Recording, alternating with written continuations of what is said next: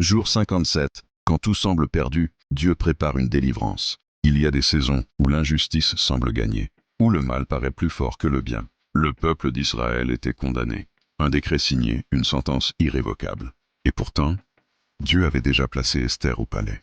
Ce qui semblait être un simple concours de circonstances était en réalité un positionnement divin.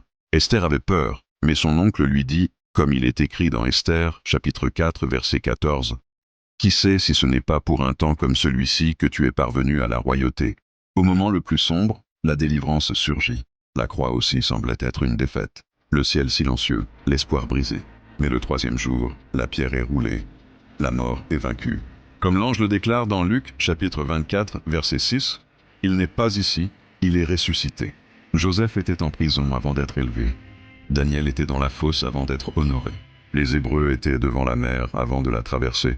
Si aujourd'hui tout semble fermé, si tu as l'impression que la situation est irréversible, souviens-toi, Dieu agit souvent dans les coulisses. Ce que tu appelles fin, Dieu l'appelle transition. Ce que tu appelles perte, Dieu l'appelle préparation. Tiens bon, la pierre sera roulée. La délivrance viendra.